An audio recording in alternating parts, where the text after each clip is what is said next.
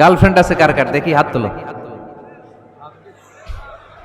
মাশাআল্লাহ, সাহস আছে ওদের, বুকের পাটা আছে। হাত নামা বেটা। এই গার্লফ্রেন্ড বয়ফ্রেন্ডের সাথে আমাদের কোনো সম্পর্ক, আমরা বিয়ে করব। কি করব? বিয়ে করব। চেয়ারম্যান সাহেব বিয়ে করাই দিন এগুলোরে, আপনার দায়িত্বে দিয়ে গেলাম। এই গার্লফ্রেন্ড বয়ফ্রেন্ড এগুলো ইসলামের কালচার নয়। বিয়ের চেয়ে ভালো কাজ পৃথিবীতে হতে পারে। বিয়ে করতে গেলে বাপে বলে আগে নিজের পায়ে দাঁড়া। তো এতদিন ও কার পায়ে দাঁড়াইছে? ছেলে মেয়েদেরকে সাহস দেন, ছেলেও পড়বে। ওই যে একজন চিল্লান দিয়ে উঠছে, ওর কমন পড়ছে, কমন পড়ছে। মাশাআল্লাহ। গার্ডিয়ানরা যারা আছেন ওদের দুঃখ কষ্ট একটু বুঝছেন আপনারা, মিলাই দিয়েন ওদেরকে, বিয়ের পিড়িতে বসায় দিয়েন। বিয়েতে কল্যাণ, বিয়েতে বরকত। বিয়ের মতো ভালো কাজ হতে পারে না। সব নবীরা বিয়ে করেছেন। আর নিকাহ মিন সুন্নতি, বিয়ে আমার সুন্নাত। ফামান রাগিবা আন সুন্নতি ফালাইসা মিন্নি, যে আমার সুন্নতকে ভালোবাসে না সে আমার উম্মত হতে পারে না। বিয়েটাকে সহজ করে দেন। যেই সমাজে বিয়ে সহজ ওই সমাজে জিনা কঠিন, তাই না? যেই সমাজে জিনা সহজ ওই সমাজে বিয়ে কঠিন।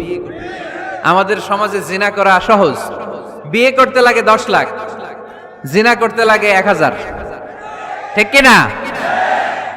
10 লাখ টাকা ছাড়া বিয়ে করা যায় না। এটা লাগবে, ওইটা লাগবে, এই দাও, ওই দাও, মোহর দাও, বিশাল অঙ্কের মোহর। 10 লক্ষ টাকা ধার্য না করলে মেয়ে দিবে না। এরকম আছে না নাই? না, এগুলো আসলে ইসলামিক কালচার না। ছেলের বাবা মেয়ের বাবা উভয়কে আমি বলি বিয়েটা সহজ করে দেন, সহজ করে দেন।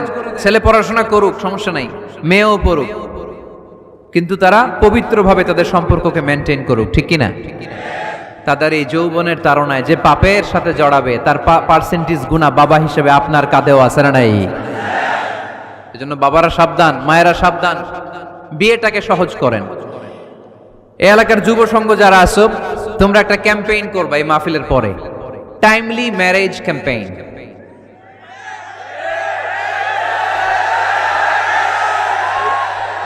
Timely marriage campaign. সময় মতো বিয়ে দিতে হবে, দেরি করা যাবে। বাপ মা বুঝে না, একজনকে হুজুর আব্বাই বুঝে না। গার্ডিয়ান যারা আছেন একটু সদয় হন।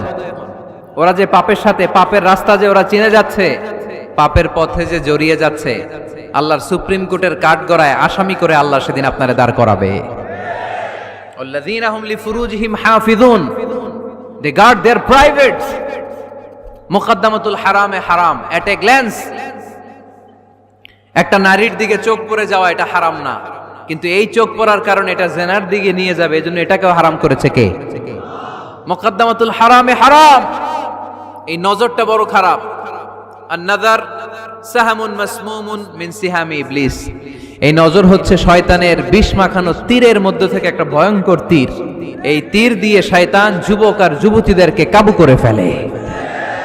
আমরা শয়তানের হাতে ধরা দিতে চাই না, আমরা বিয়ের মতো পবিত্র বন্ধনে আবদ্ধ হতে চাই। ঠিক কি না?